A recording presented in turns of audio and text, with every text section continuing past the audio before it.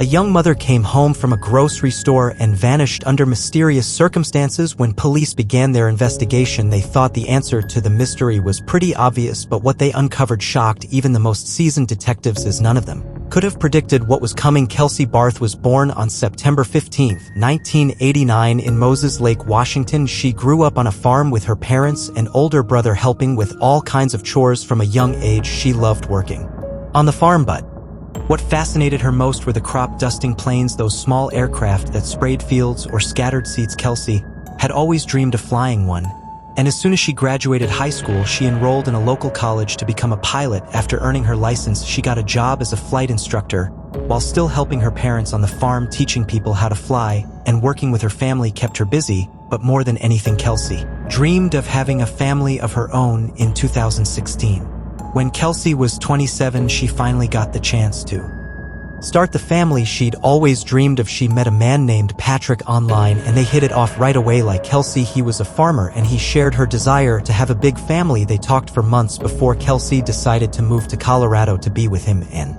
around the same time they got engaged. Shortly after settling in, she landed a job as a flight instructor at a prestigious aviation school that specialized in training military pilots. It was a great opportunity, but there was one downside. The school was in another city, about 70 mi from Patrick's farm. Because of the long commute, Kelsey rented a place in town called Woodland Park. It was closer to work, but still within a reasonable distance from Patrick's home. Even though they had to live apart, they spent as much time together as possible, and their relationship moved quickly. In early 2017, Kelsey found out that she was pregnant, and soon after the couple welcomed a baby girl. It seemed like Kelsey's dream of having a family was finally coming true, but not long after their daughter was born, things between her and Patrick started to fall apart. She noticed he was growing distant, pulling away from her, losing interest in their relationship and showing less and less enthusiasm about their life together. Still, Kelsey wasn't ready to give up. She was determined to make things work and did everything she could to fix their relationship. On the morning of November 22, 2018, Thanksgiving Day, Kelsey planned to cook dinner for the holiday. She called her mom that morning, chatting about her plans and mentioning that she was heading to the grocery store to pick up ingredients for the meal. Over the next few days, Kelsey sent a few text messages to her mom, but then out of nowhere she stopped responding. At first her mother assumed she was just busy. After all, Kelsey had a job and a 1-year-old daughter to take care of, but as the days passed and Kelsey continued to ignore calls and messages, her mom started to worry. Nearly a week had gone by without a single word from her. Growing increasingly concerned, she reached out to her older brother, hoping he had heard from Kelsey, but he said she hadn't responded to him either. Desperate for answers, Kel's mother decided to call Patrick, thinking he might know what was going on, but his response only made things more confusing. He claimed that he and Kelsey had broken up. According to Patrick, their breakup happened on Thanksgiving more than a week earlier. He claimed that before the holiday, Kelsey told him she needed some time alone and wanted to end their relationship. Then on Thanksgiving Day, she supposedly dropped off their daughter with him, took some of her things from his place, and he hadn't heard from her since. Kelsey's mother found his story hard to believe. For one, she couldn't imagine her daughter leaving her 1-year-old child behind without checking in even once, and second, she had spoken to Kelsey on the very same day Patrick claimed all of this happened. Kelsey never mentioned a breakup. In fact, she had seemed completely fine. She was in good spirits and excited about cooking Thanksgiving dinner. Feeling uneasy, Kelsey's mom asked Patrick to go to her house and check on her. He agreed, but said he needed to finish up some work on the farm first. But the call never came. He never followed up. At that point, Kelsey's mother knew something wasn't right, so she made the decision to contact the police. She explained the situation, and the local department sent an officer to check her home. When they arrived, they found Kelsey's car parked outside, but there was no sign of her. No one answered the door, and since the police couldn't enter without a warrant, there wasn't much they could do. All they could tell Kelsey's mom was that her daughter wasn't there. However, officers did speak with Patrick, and he stuck to the same story. Kelsey had supposedly left him, saying she needed space, but this time he added a new detail. She had taken some of her things from his house, including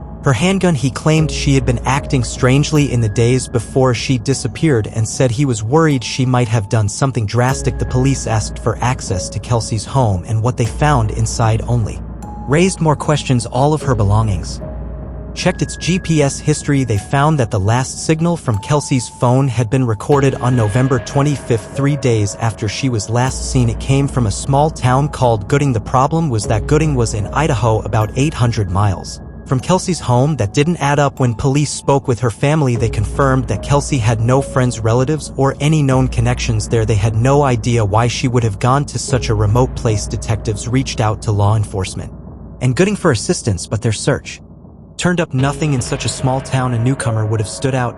Yet, there were no traces of Kelsey. That was odd, and investigators knew they needed to look elsewhere for answers. They reviewed CCTV footage from the grocery store Kelsey had visited on Thanksgiving. The video showed her acting completely normal.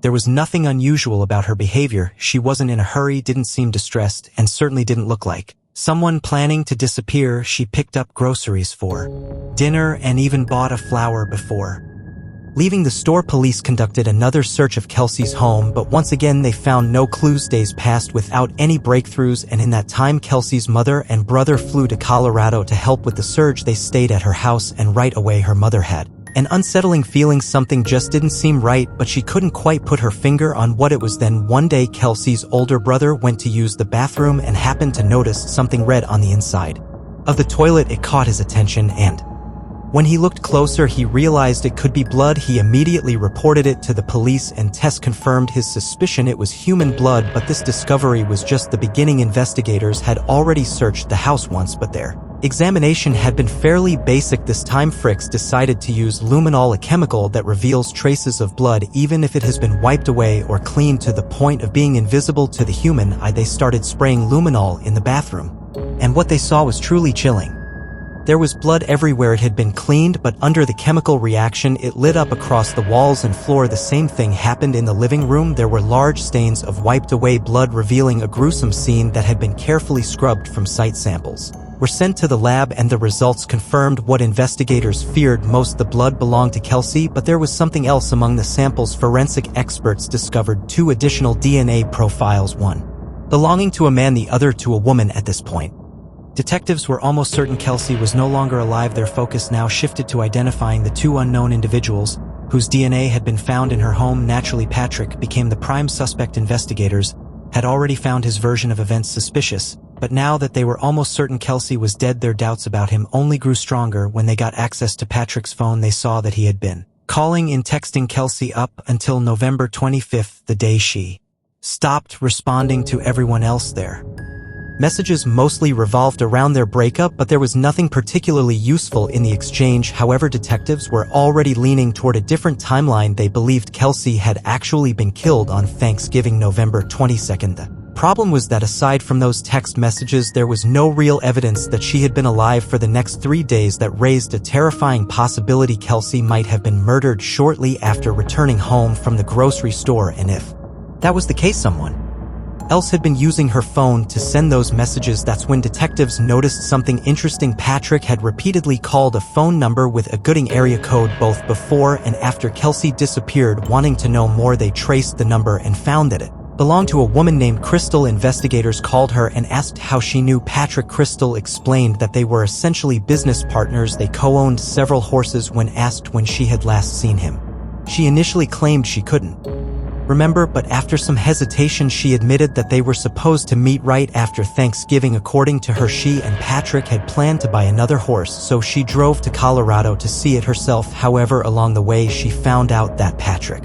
didn't have enough money for the purchase, so she turned around and went back home. Considering that the drive from her town to Patrick's was almost 1,000 miles, detectives found Crystal's story suspicious. It seemed unlikely that someone would embark on such a long road trip just to see a new horse. Adding to their doubts, Crystal claimed she hadn't even used her own car for the trip. Instead, she had borrowed a friend's vehicle because it was more fuel efficient. That detail felt oddly specific, almost as if she was trying to justify why her car wouldn't show up on any traffic cameras or toll records. Before ending the conversation, detectives asked Crystal if she knew Kelsey. She responded that she had heard about her on the news but had never met her in person. That statement immediately raised red flags. Crystal lived in another state, and at that point Kelsey's disappearance hadn't yet made national headlines, so how would she have already heard about it? After wrapping up their call with Crystal, investigators decided to dig deeper into her background. They discovered that she had recently gone through a divorce, so they reached out to her ex-husband hoping he could provide more insight. When detectives asked Crystal's ex-husband if knew Patrick, his response completely contradicted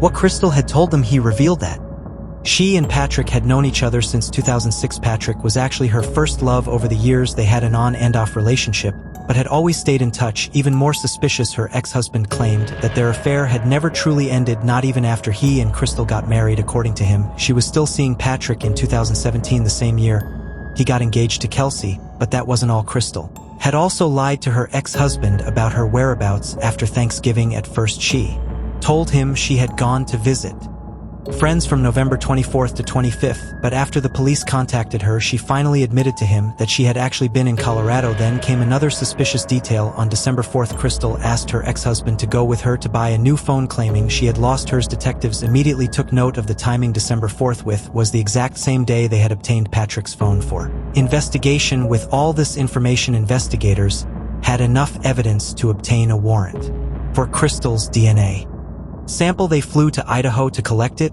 and while Crystal complied with the request, she flat out refused to answer any of their questions. As they waited for the lab results, detectives reached out to the friend who had linked Crystal her car for the trip to Colorado. She allowed them to inspect the vehicle and mentioned that she kept a handgun inside. When investigators checked the gun, they noticed something alarming. One bullet was missing from the magazine. The friend was adamant that the gun had been fully loaded when she lent Crystal the car, and she had no idea where the missing bullet had gone. But this was just the tip of the iceberg. Investigators then spoke with another one of Crystal's friends, a woman named Michelle, and what she told them completely turned the case on its head. Michelle revealed that Crystal had called her in late October, about a month before Kelsey disappeared, and told her something shocking. Through tears, Crystal confided that Patrick had asked her to kill his fiancée. According to Michelle, Patrick told Crystal that Kelsey was mistreating their daughter. He insisted that he couldn't do it himself because it would be too obvious and he needed someone else to carry out the murder. During the conversation, Michelle urged Crystal to go to the police, but she never did. This revelation completely changed the course of the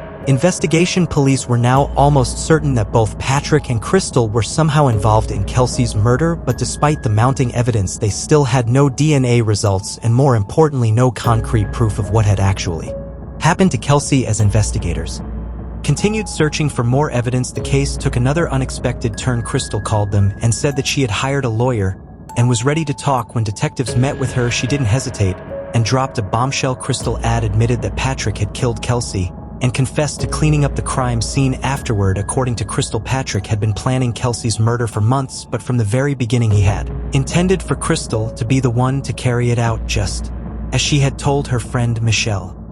Patrick repeatedly insisted that Kelsey was abusing their daughter, using drugs and drinking excessively. He convinced Crystal that getting rid of her was the only option. Crystal agreed to help Patrick, and 2 months before Kelsey's disappearance, they came up with their first plan. The idea was simple. Crystal would poison Kelsey's favorite coffee with some medication. Since Crystal was a nurse, she had easy access to the necessary drugs, but there was one big problem. Crystal and Kelsey had never met. To get around this, she and Patrick came up with a cover story. Crystal would pretend to be a new neighbor who had just moved to the area and was introducing herself to the locals. In September, she put their plan into motion. She grabbed Kelsey's favorite coffee, went to her house, and knocked on the door. When Kelsey answered, they made small talk for a few minutes before Crystal handed her the drink and said goodbye, but Crystal actually couldn't go through with it. She hadn't poisoned the coffee, she just wanted to see Kelsey in person.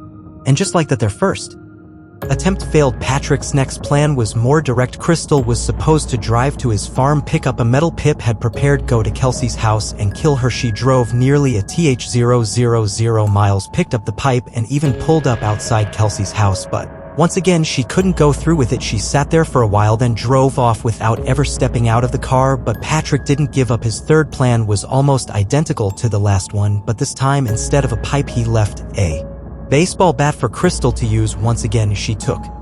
Attempt failed. Patrick's next plan was more direct. Crystal was supposed to drive to his farm, pick up a metal pipe, had prepared, go to Kelsey's house and kill her. She drove nearly 1,000 miles, picked up the pipe, and even pulled up outside Kelsey's house, but once again she couldn't go through with it. She sat there for a while, then drove off without ever stepping out of the car. But Patrick didn't give up. His third plan was almost identical to the last one, but this time instead of a pipe he left a baseball bat for Crystal to use. Once again she took the long drive, picked up the weapon, and approached Kelsey's house, and once again she couldn't go through with it. At that point, Patrick realized if he wanted Kelsey dead, he would have to do it himself. According to Crystal, it all happened in the afternoon on Thanksgiving Day.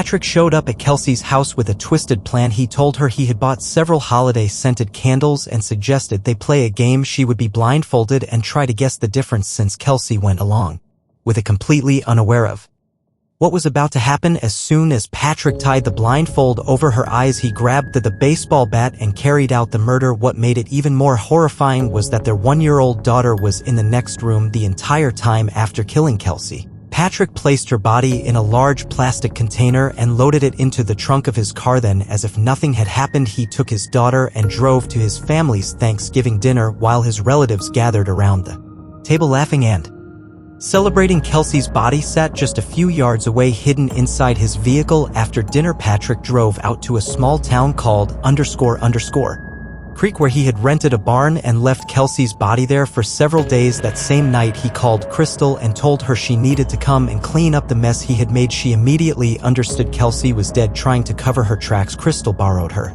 friend's car, thinking it might help throw off investigators if the police ever looked into it. She then gathered a stash of cleaning supplies and set off for Colorado. While she was on the road, Patrick called her again. This time he had a specific request. He warned her to be extra careful because he couldn't find one of Kelsey's teeth. He didn't want it turning up somewhere it shouldn't, especially not in front of Kelsey's family. When Crystal stepped into Kelsey's home, she was met with a horrifying scene. There was blood everywhere. It covered the walls, the floor, even the ceiling. She spent over 4 hours scrubbing the place, but some stains were impossible to remove even with heavy-duty cleaning chemicals, so she gathered anything that had blood on it, rags, towels, and other items, stuffed them into garbage bags, and loaded them into her car. After finishing the cleanup, she casually stopped at a cafe for something to eat. Before heading to meet Patrick, they stopped at a gas station where Patrick filled up a canister with gasoline. Then they drove to the barn, retrieved Kelsey's body, and took it back to Patrick's farm. There they built a fire and burned her